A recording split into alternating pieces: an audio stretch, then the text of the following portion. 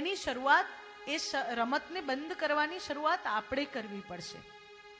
બાકી અત્યારે જે ચાલે છે ફેમિનિઝમ, ઇક્વાલિટી, સ્ત્રીને અધિકાર આપો, સ્ત્રીને પુરુષના સમાન સમજો, હું તો માનતી જ નથી કે આવું કઈ છે. મને ઘણા બધા લોકો એમ કે દીદી હજી તમે દુનિયા નથી જોઈ, દુનિયામાં ઘણી બધી જગ્યાએ સ્ત્રીઓને કઈ ગણવામાં નથી આવતું. હું એમ કહું કે સ્ત્રીઓ પોતાને નથી ગણતી. કોઈ તો કોણ છે આપણને ગણવા વાળું? સ્ત્રીને ગણવા વાળું કોઈ કોણ છે? સત્યભામાજી સામેથી બોલ્યા છે કે પ્રભુ મને યુદ્ધ કલા આવડે છે, તમારી ઈચ્છા હોય તો મને લઈ જાઓ. સત્યભામાજી એમ કીધું કે હવે હું તો તમારી પત્ની બની પ્રભુ, હવે મારાથી થોડી તલવાર ઉઠાવાય.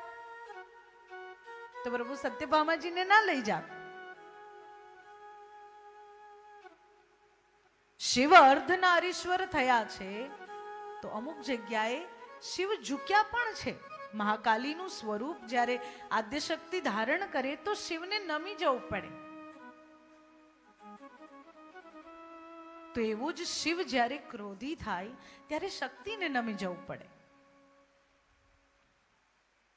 ઇક્વાલિટી આપણે પોતાની જાતને આપવાની છે, કોઈ આપણને આપવાનું નથી. અને આ તો એવો મુદ્દો છે ચાલવાનો, નહીં જરૂર હશે તો પણ ચાલવાનો. પણ ઘરની વાત આવે, કોઈ તમને આવીને એમ કે તમે શું કરો છો, તમને સમાન અધિકાર નથી, તમે માત્ર ઘરકામ કરો છો, તમે બિચારા છો. ઘરનું કામ કરવું એ બિચારા નથી, બિચારાપણું નથી. ઘરનું કામ કરવું એ સાચવીને તો જુઓ ઘર, ખબર પડે કે કેવી રીતે સચવાય છે. એટલે એમ બિચારું નથી. પછી ઘણા બધા લોકો કહે કે અત્યારે દરેક સ્ત્રી પણ પોતાનું ઘર ચલાવવાનો પ્રયત્ન કરે, ચાહે ગરીબ હોય ચાહે અમીર હોય. ઘણી બધી સ્ત્રીઓને આપણે જોઈએ ક્યાંક કચરા પોતું કરવા જાય છે, ક્યાંક વાસણ ધોવા જાય છે, કંઈક બીજું કામ કરે છે, નર્સનું કામ કરે છે, સેવિકાનું કામ કરે છે. અરે રે બિચારીને કામ કરવું પડે છે. બિચારી નથી, એ કેપેબલ છે, અને કેપેબલ છે એટલે કામ કરે છે.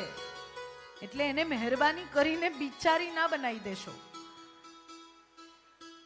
અને જે દિવસે તમે તમારા ઘર, સમાજ, સંસારના સામે બિચારા બની ગયા, ને મારી માતાઓ અને બહેનો બધાને વિનંતી, અને ખાસ કરીને ઘરે જઈને મારી આટલી ક્લિપ તમારી ટીનેજર દીકરીઓને સંભળાવજો કે જે દિવસે તમે ઘરના, સમાજના, મિત્ર મંડળ કે આ દુનિયાના પુરુષોના સામે બિચારા બની ગયા ને એ દિવસથી તમારો ફાયદો ઉઠાવવાનું શરૂ.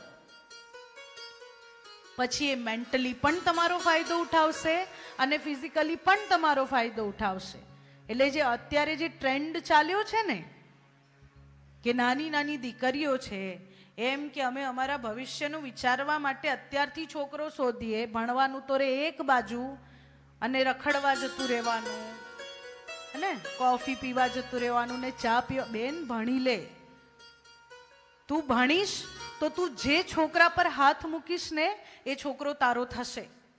ભણીશ તો, નહીં તો અંતે શું થશે? અંતે આ બધો દેખાવ નથી રહેતો, અંતે સમજ શક્તિ રહે છે, અંતે જ્ઞાન રહે છે, અંતે એકબીજાની વચ્ચેની રિસ્પેક્ટ રહી જાય છે અને પ્રેમ ગૌણ થઈ જાય છે. ગૌણ એટલે એ કંઈ પૂરો નથી થતો, પણ પછી એને બહુ એક્સપ્રેસ નથી કરવામાં આવતો. પછી એકબીજાની કાળજી એ જ પ્રેમનું એક્સપ્રેશન છે.